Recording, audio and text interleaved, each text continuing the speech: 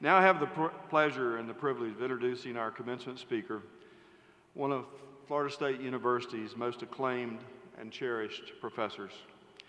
Jeffrey Chanton is the 2017-2018 Robert O. Lawton Distinguished Professor. That's the highest honor FSU faculty members can give one of their own. Professor Chanton is a world-renowned climate scientist who brings unique perspective to everything he does. Every task ends up better with his influence, whether it's investigating the mysteries of the ocean or giving a commencement speech, and you'll see in a moment.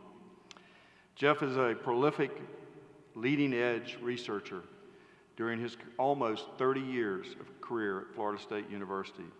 He's focused on a wide range of critical issues, such as climate change, sea level rise, the BP oil spill, and the food chain. In the process, he's produced more than 240 journal articles and presented meaningful insights.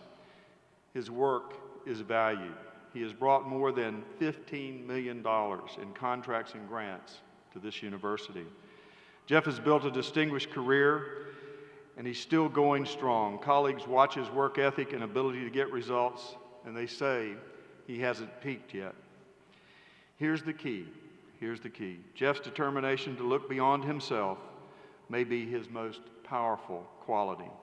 He elevates the performance of his students and his colleagues. He reaches out to people in the community with scientific presentations, and he and his wife even founded a nonprofit organization dedicated to the environmental education.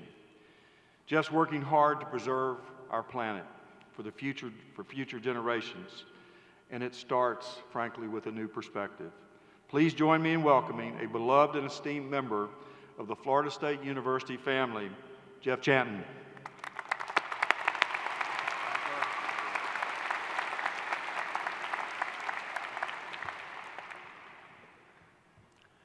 Thank you, President Thrasher. Thank you, students, faculty, and parents of Florida State University.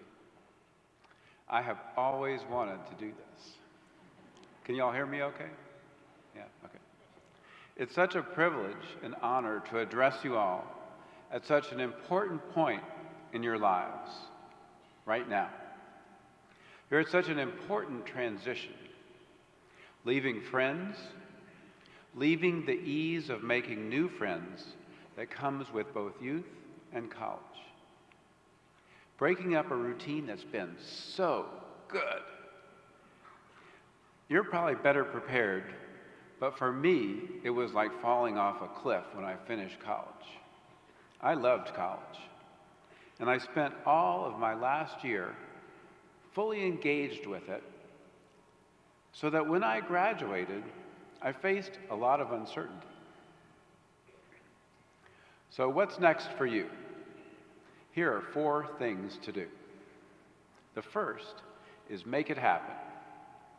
Some people are great planners and map out their next steps carefully.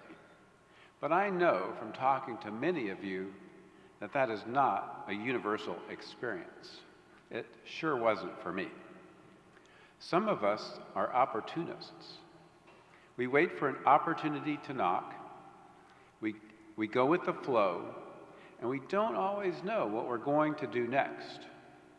But aid that process, nurture it, bait a lot of hooks, float a lot of boats, and be confident that opportunities will present themselves. Sometimes it's going to feel like it's taking forever. But be persistent, persevere, stay on course, and believe in yourself and in your future. Do you know why? Because we believe in you, your Florida State faculty, your family, and your friends. The second thing to do is do good work, whatever it is. Be reliable. Be responsive. Answer your email in a timely fashion. Be the person on the job that looks out for the boss. Anticipate their needs, and be ready, be there, and get the job done. The third thing is intention. It's really good to have one. Create a clear vision of your life, a sharp image of who you are. Hold on to that and fulfill it. Hold out intentions for other people in your life too. Good ones. Expect the best of other people, and they will likely step into that role. Singer-songwriter Leon Russell wrote an honest, heartfelt song in the 1970s, a great time, by the way, called A Song for You, which included the lyric, "I know your image of me is what I hope to be." Hold that out for other people in your life. 4. So given all these helpful hints, here's your job. The good news is that I'm hiring.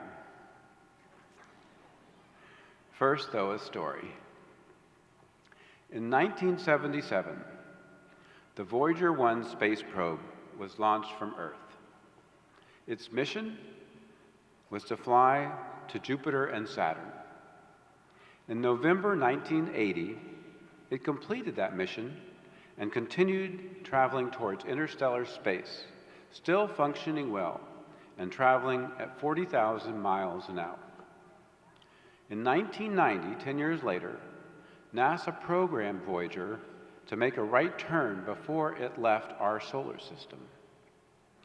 At 3.7 billion miles away from Earth, Voyager took a picture and captured an image of our planet looking like a pale blue dot settled in the arm of the Milky Way galaxy.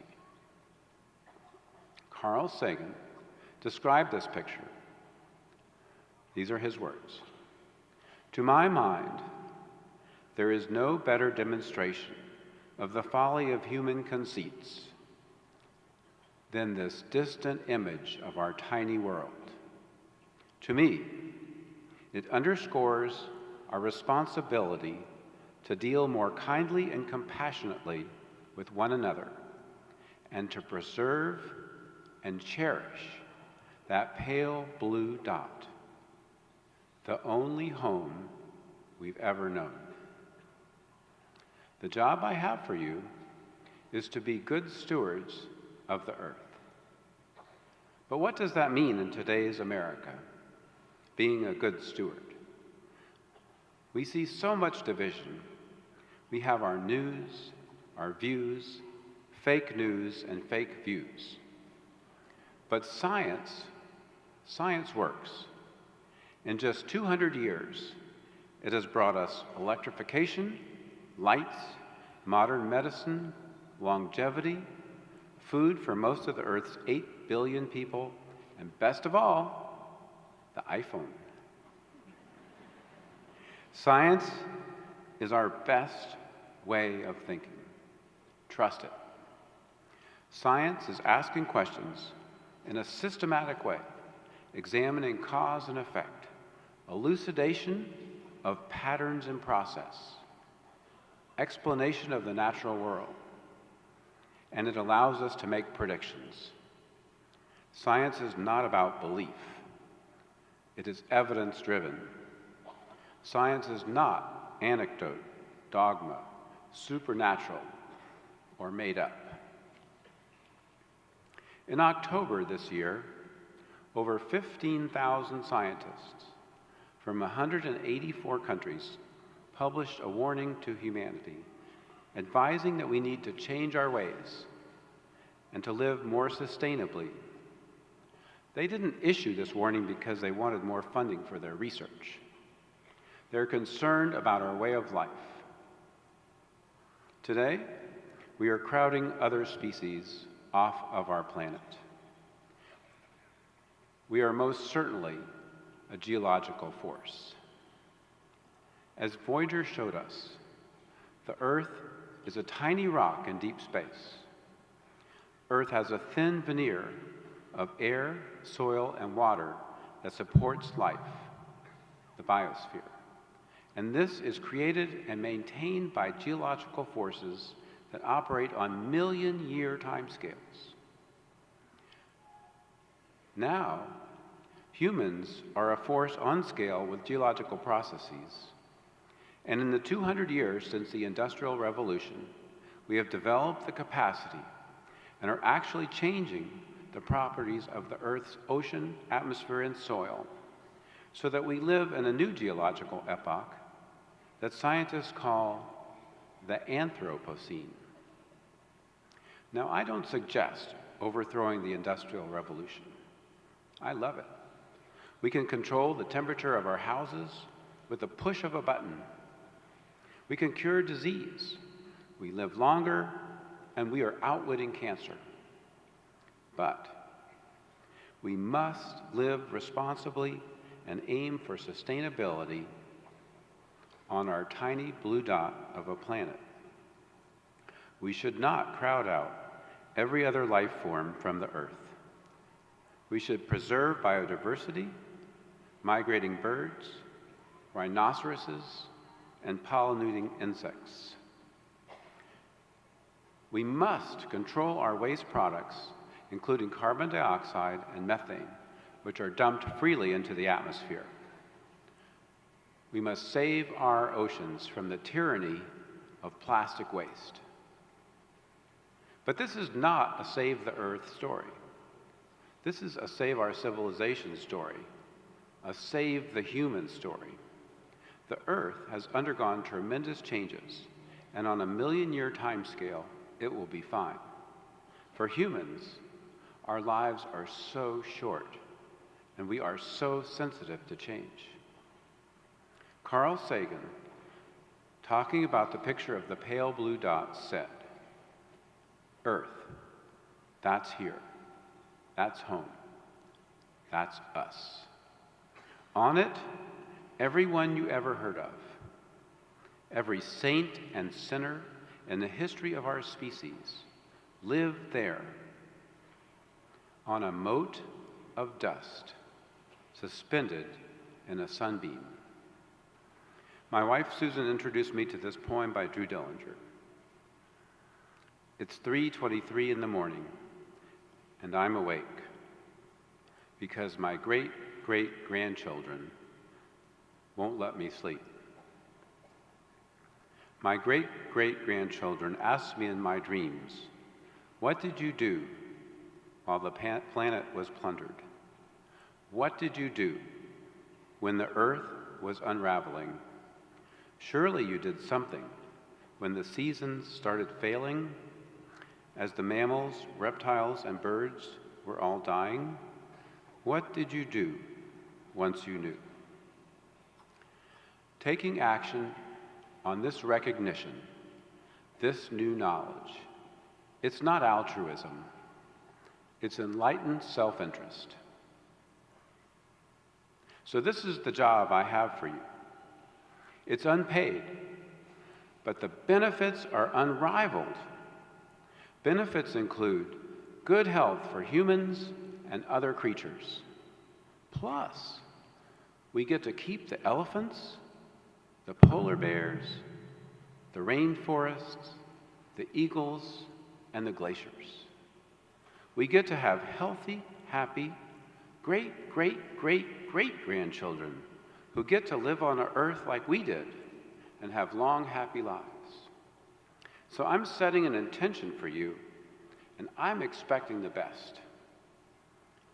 Your generation is uniquely equipped to tackle these problems because your generation sees problems and turns them into opportunities. You can make a difference. An example is the 23-year-old founder and CEO of Ocean Cleanup, a group that develops advanced systems to rid the ocean of plastic. You folks are the bright, energetic, enthusiastic, passionate, smart, skilled, creative, resourceful people to get this done. You're hired. Let's get to work.